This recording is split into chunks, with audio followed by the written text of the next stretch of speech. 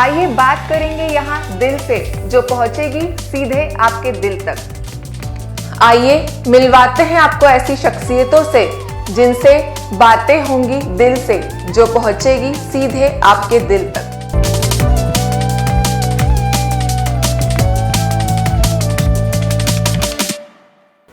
नमस्कार, MP news के इस खास शो शख्सियत दिल से में आपका बहुत बहुत स्वागत है। मैं हूं सुमेधा।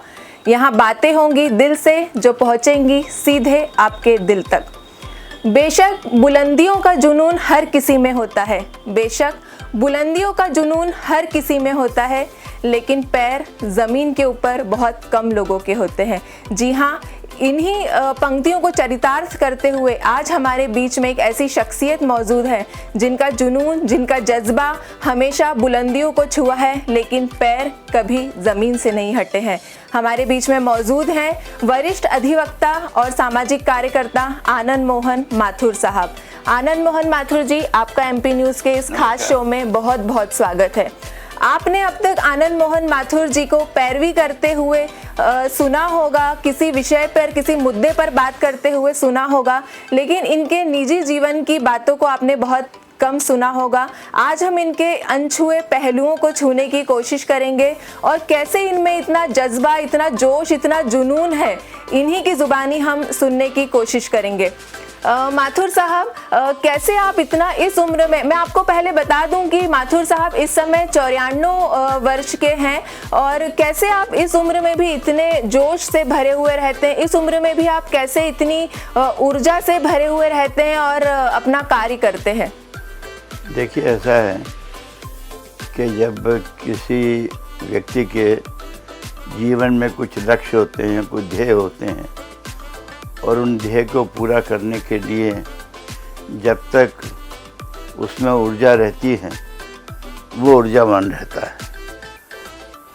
मेरा एक सपना इस भारत देश के लिए रहा है, और वो सपना ये रहा है कि ये अलग अलग ज़बानों का, अलग अलग भाषाओं का, अलग अलग रंगों का, अलग अलग धर्मों का, अलग अलग जातियों का, अलग अलग रंगों का, ये एक ऐसा मिला जुला भारत रहे कि जो दुनिया के लिए एक आदर्श हो।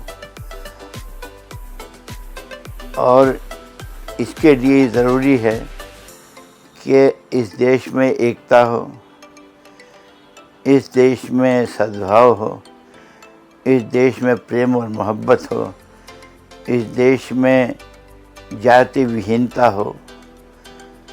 ये सब चीज़ें जब इस देश में होंगी, अंधविश्वासों से दूर होगा, सब लोग जो है वो तर्क पे और वैज्ञानिक सोच से काम करेंगे, तो ये एक भारत अच्छा भारत होगा। जी माथुर साहब, अक्सर आप सरकार के खिलाफ रहते हैं, अक्सर आपके बागी तेवर देखने को मिलते हैं, तो इसके पीछे क्या आपके मन में क्या दुख हमेशा रहा है, क्या पीड़ा रही है जिसकी वजह से आपको वक्त ने बागी बना दिया और हमेशा आपके वो तेवर देखने को मिले? देखिए, क्या है कि मैं जो है स्वतंत्रता सेनानी हूँ।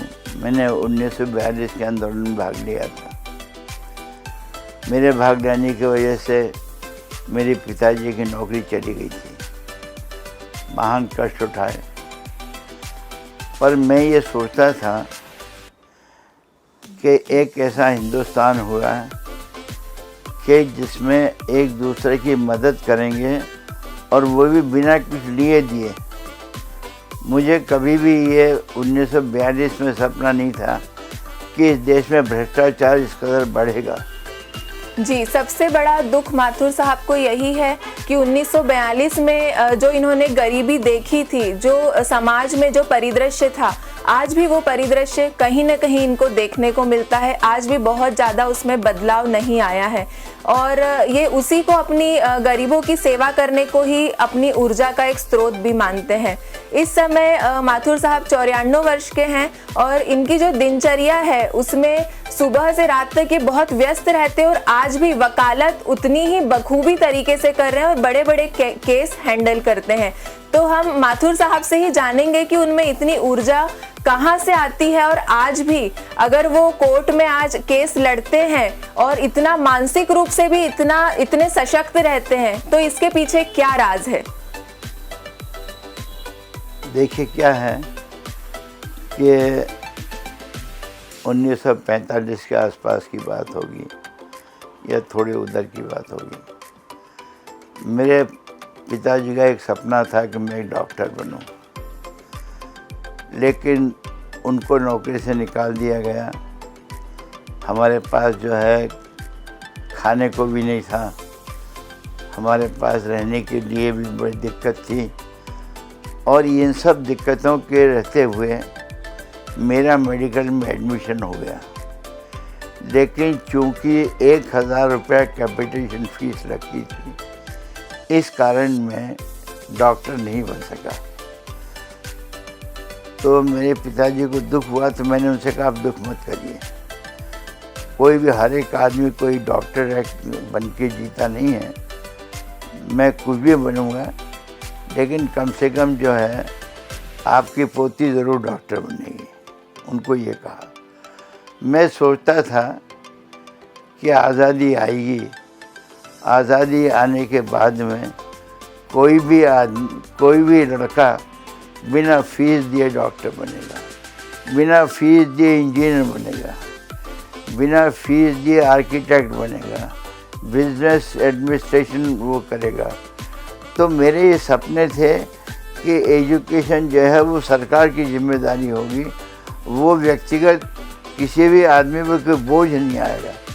लेकिन जब मैं आज देख रहा हूँ कि नर्सरी में 1-1 लाख रुपए फीस ली जा रही है, तो मुझे लगता है कि मेरे सपनों का हिंदुस्तान तो यही नहीं, ये तो कोई गैर मुल्क लगने लगा है कि जहाँ पर आज़ादी के आने के बाद जो पहले तो गोरे थे, गोरी की जगह काले आ गए, काले ने कालों को ही लूट लिया, मैंने उन्हीं का खाना पीना बंद कर दिया, और उनको ऐसा कर दिया कि उनको हर काम की रिश्वत देना पड़ रही है।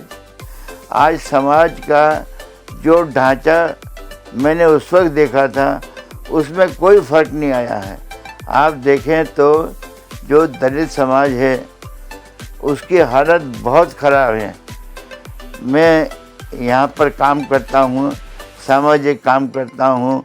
एक चमार मोहल्ले में गया था, और मैंने जब उनसे पूछा तो उन्होंने कहा कि मैंने कहा सबसे पढ़ा लिखा आदमी कौन है, तो उन्होंने कहा कि वो 12वीं पास है और वो विश्वविद्यालय में चपरासी। ये जब कंडीशन में देखता हूँ, मैं जब ये हालत देखता हूँ कि वहाँ मच्छर हैं, वहाँ पर जो है इतनी गंदगी है पूछिए मत, तो फ़र्क क्या पड़ा? फ़र्क तो कुछ पड़ा नहीं।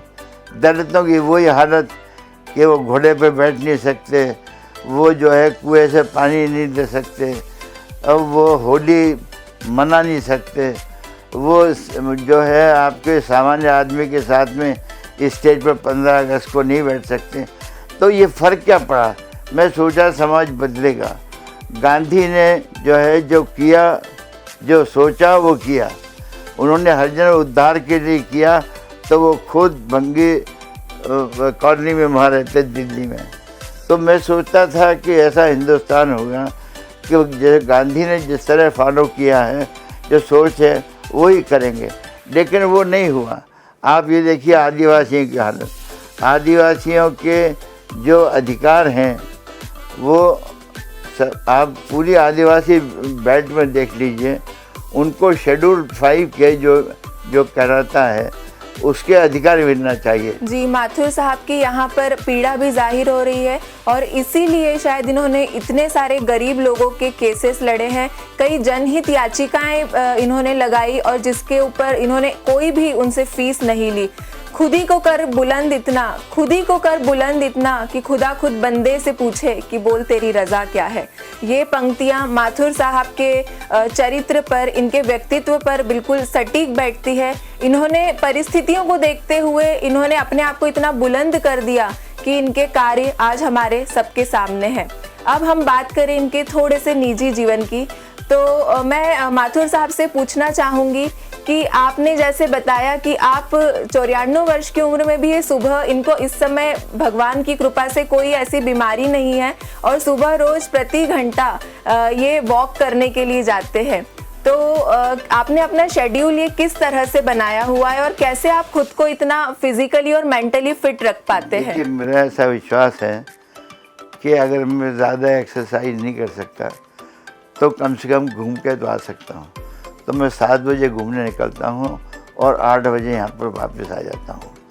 उसके बाद मैं अपनी बहन से बात करता हूँ, उनसे बात करके फिर जो है फिजियोथेरेपिस्ट आता है, वो मेरी फिजियोथेरेपी करता है।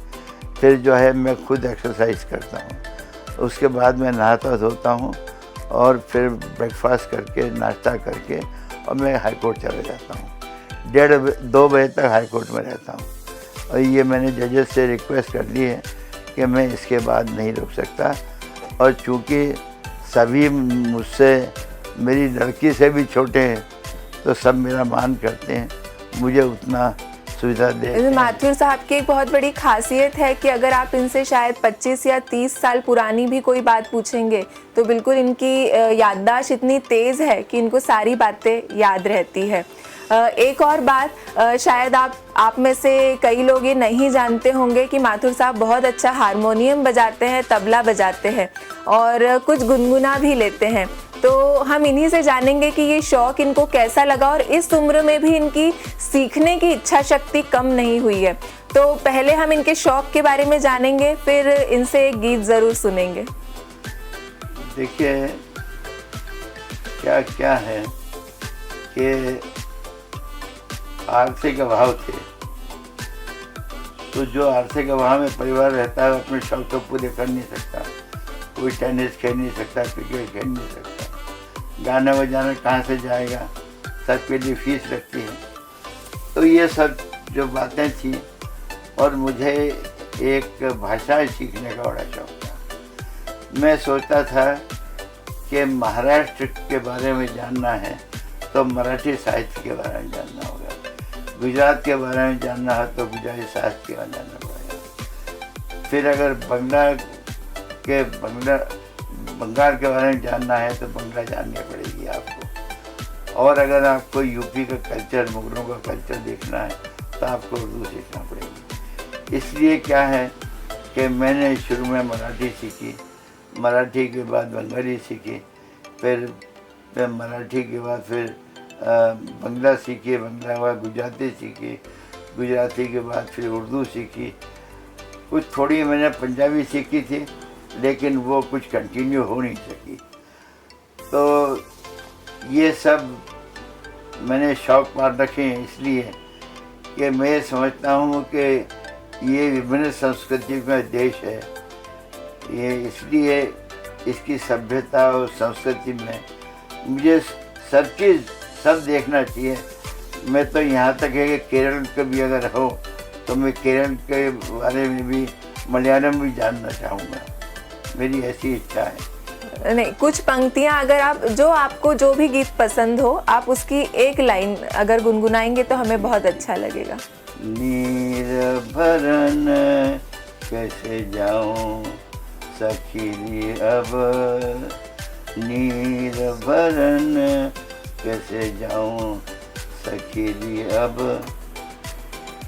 ये तो इन्होंने शास्त्रीय संगीत का, मेरे ख्याल से ये कोई छोटा ख्याल है, मैं राग बहुत अच्छे से नहीं जानती, लेकिन इन्होंने शास्त्रीय संगीत भी सीखा है। जी जी, बहुत अच्छी बात है। और इस उम्र में भी सीखने का जज्बा इनका कायम है, तो इसके लिए रोज हारमोनियम बजाता हूँ। रोज़ हारमोनियम बजाने के लिए ये समय निकालते हैं अपने बहुत व्यस्ततम शेड्यूल में से, और हमारी तरफ से इनके जज्बे को सलाम है कि और इनका ये जज्बा ऐसे ही बना रहे। और माथुर साहब की एक बात और ये है कि जब भोपाल गैस कांड हुआ था तो उसी के दिन इनकी बेटी डॉक्टर पूनम माथुर जी की शादी हुई थी, और वहाँ से इनको अर्जेंटली कॉल आया कि आपको जिस स्थिति में आप हैं आपको तुरंत निकलना पड़ेगा। तो इनकी उस समय की हम मनोदशा समझ सकते हैं कि बेटी की शादी, बेटी की विदाई करने के बाद एक पिता होने के नाते इन्होंने कैसे उस समय सारी व्यवस्थाओं को, परिस्थितियों को संभाला और उस स्थिति में वहाँ पर पहुँचे। देखिए क्या है कि मैंने हमेशा अपने कर्तव्य को प्राथमिकता दी है। मैंने कभी अपने व्यक्तिगत दुख या कष्ट या जीवन में जो भी आया होगा, जोखिम आई होगी, उसकी कभी परवाह नहीं की। मैंने पहले देश को प्राथमिकता दी, देश के बाद में समाज को दी, और समाज के बाद में परिवार को दी, और उसके बाद में अपने को दी।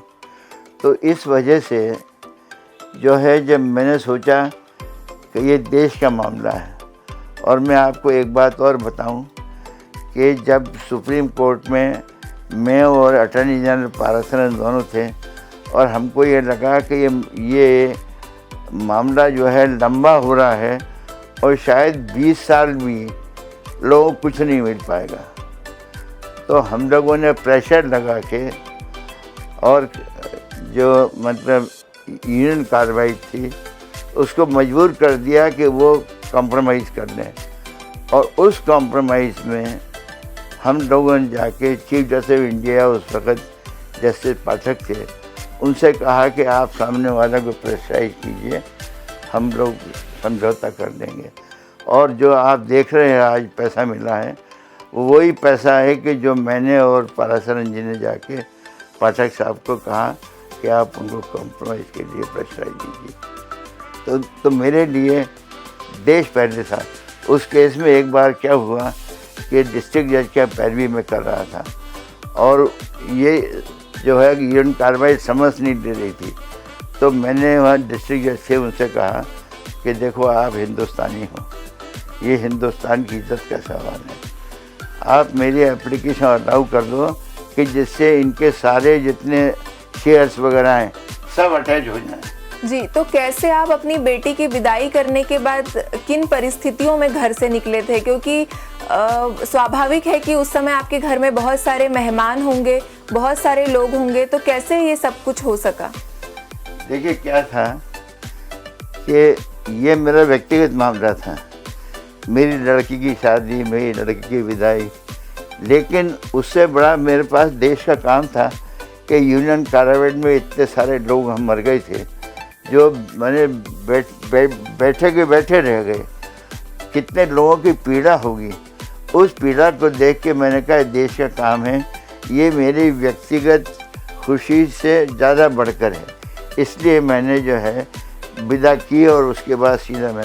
जी, आज के दौर में ऐसे बहुत ही विरले लोग होंगे जो राष्ट्र को सर्वोपरि मानते हैं, वरना आजकल हर कोई सिर्फ अपनी व्यवस्थाएं पूरी करने में लगा रहता है। और माथुर साहब इस समय यहाँ पर अकेले रहते हैं, इनका स्टाफ इनके साथ में, लेकिन ये अपनी बेटी के साथ लंच ज़रूर करते हैं। तो इनका अपनी बेटी के साथ में कैसा कनेक्शन है, हम सर से ही जानना चाहेंगे।